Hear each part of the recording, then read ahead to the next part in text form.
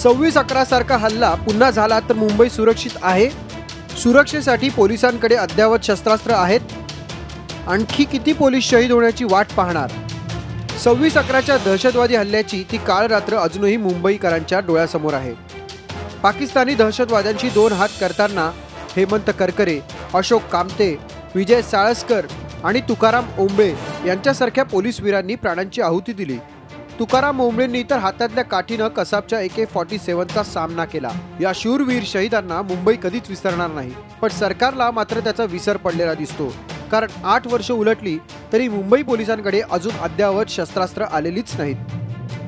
26/11 सारखा दहशतवादी हल्ला जर आज पुन्हा झाला तर त्या हल्ल्याला प्रत्युत्तर देण्याकरता राज्य शासन आणि केंद्र शासन या दोघांनी मिळून अद्यावत हत्यारांवरती 500 कोटी रुपये खर्च केलेत। पण हे अद्यावत हत्यारे मुंबई पोलिसांना कोणती ऑर्डिनन्स फॅक्टरी देणार आहे आणि किती काळामध्ये देणार आहे याची माहिती मात्र कोणाकडेच उपलब्ध नाही आहे। हे आम्ही सांगत नाही आहे, मुंबई पोलीस दलातील एका अतिवरिष्ठ अधिकाऱ्याने गृह खात्याला लिहिलेल्या पत्रातून हा खुलासा झाला आहे। या प्रकरणी 31 डिसेंबर 2015ला मुंबई पोलीस दलाच्या एका वरिष्ठ अधिकाऱ्यानं मुख्यमंत्री आणि गृहमंत्री देवेंद्र फडणवीस यांना पत्र लिहिलं होतं।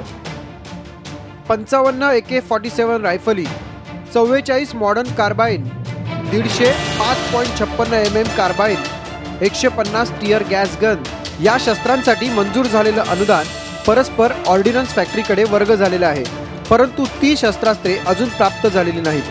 परिणामी शासनाचे अनुदान ऑर्डिनन्स फॅक्टरीकडे पडून आहे।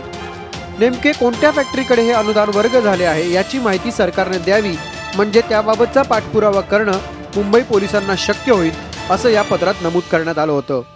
500 कोटी टोटल सेंट्रल आणि स्टेट गव्हर्नमेंटनी पैसे दिलेले आहेत ऑर्डिनन्स फॅक्टरीला, परंतु अजून महत्त्वाचं म्हणजे AK-47 नंतर कार्बाइन गन वगैरे या ज्या गन आहेत त्या अजून 30/12/2015 पर्यंत आलेल्या नव्हत्या। मुंबई पोलिसांनी त्यांनी दिलेलं आहे की आम्ही एवढी पत्र लिहिलेली आहेत, परंतु आम्हाला हे पत्र लिहिलेले डिमांड आमची केलेली आहे, पण यांच्याकडनं कुठं पत्र लिहायचं की कुठल्या ऑर्डिनन्स फॅक्टरीला, कारण भारतामध्ये बऱ्याच ऑर्डिनन्स फॅक्टरी आहेत, तर यांच्याकडनं कुठनं पुरवठा आम्हाला होणार आहे तर ते माहिती नसल्यामुळं हे आज AK-47 कार्बाइन गन वगैरे आलेले नाही आहेत। तर ते ताबडतोब मुख्यमंत्र्यांनी ताबडतोब राजनाथ सिंग यांच्याकडे फॉलोअप घेऊन ताबडतोब आत्ताच्या आत्ता ताबडतोब तुम्ही हे करा। या पत्राबाबत आता कोणी बोलायला तयार नाही, ना मुंबई पोलीस ना गृह खात्याचे अधिकारी।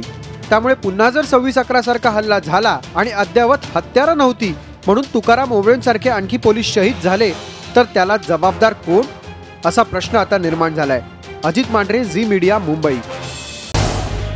झी 24 तास रहा एक पाऊल पुढे।